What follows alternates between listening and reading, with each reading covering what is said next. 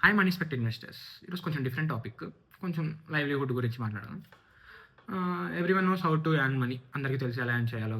ఏదో విధంగా ఎర్న్ చేస్తారు. And how to save money. కొంతమంది మ్యూచువల్ ఫండ్స్‌లో సేవ్ చేస్తుంటారు. ఫిక్స్డ్ డిపాజిట్స్‌లో, ఆర్‌డీస్‌లో, చిట్టీస్ ఇవన్నీ కడుతుంటారనమాట. అందరికీ ఎక్కడో ఒకటి సేవ్ చేస్తున్నారు. కానీ చాలామందికి హౌ టు స్పెండ్ వైస్‌లీ దాని గురించే తెలీదనమాట. దాని గురించి మాట్లాడదాం. ఫస్ట్ మీరు మీ మీద ఇన్వెస్ట్ చేయడం తెలుసుకోవాలన్నమాట. అది మనకు అవసరమా లేదా అనేది. ఫస్ట్ ఆఫ్ ఆల్ ఎక్కడెక్కడ స్పెండ్ చేయాలి అంటే, ఒకటి మన హెల్త్ గురించి, ఇంకొకటొచ్చి మనం రేపొద్దున ఏదానికన్నా ఉపయోగపడుతుంది కదా! స్కిల్స్ నేర్చుకుంటే రేపొద్దున దీని మీద ఏదైనా మనీ ఎర్న్ చేయడానికి కానీ దాని గురించి ఉపయోగపడుతది. మళ్ళా తర్వాత వస్తువులు కొనేటప్పుడు, ఏదైనా ప్రొడక్ట్స్ కొనేటప్పుడు దాని గురించి కూడా ఆలోచించి కొనాలన్నమాట.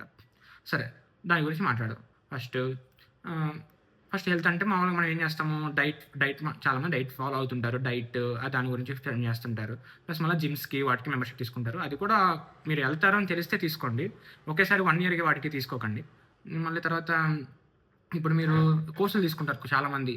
అది మంచి కోర్సా కాదా అని మీరు కంపేర్ చేసుకొని తీసుకోండి. అది మీరు రోజు డైలీ యూజ్ చేస్తున్నది కోర్స్ తీసుకోకండి. ఎందుకంటే మీరు ఎక్కడో ఒకటి నేర్చుకుంటారు.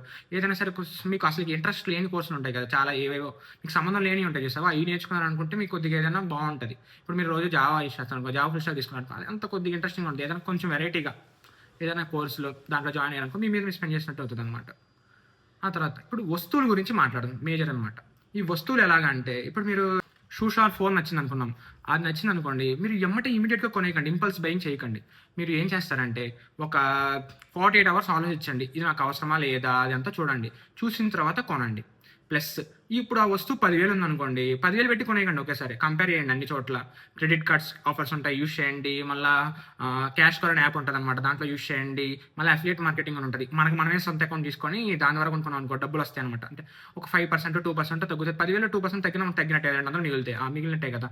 సో, ఇవన్నీ తీసుకొని అన్నీ వాడండి. ప్రైస్ కంపేర్ చేయండి, క్రెడిట్ కార్డ్ యూజ్ చేయండి, ఆఫర్స్ యూజ్ చేయండి, కూపన్ కోడ్స్ యూజ్ చేయండి. అవన్నీ యూజ్ చేసి ఒక 8,000కి వచ్చేలా చూడండి. అప్పుడు మనకి సెల్ఫ్ సాటిస్ఫాక్షన్ బావుంటదనమాట. 10,000, 8,000 కొన్నామే అని.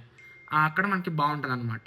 సో, అలాగే చూసుకొని కొనండనమాట ఏది కొనాలనుకున్నా. మన మీద మనం ఇన్వెస్ట్ చేసుకోవడం బెస్ట్. మళ్ళీ ఎక్స్‌పీరియన్సెస్ మీద ఇన్వెస్ట్ చేయండి. మెటీరియలిస్టిక్స్ మీద థింగ్స్ మీద ఇన్వెస్ట్ చేయండి. బావుంటుంది. Thank you. Have a nice day.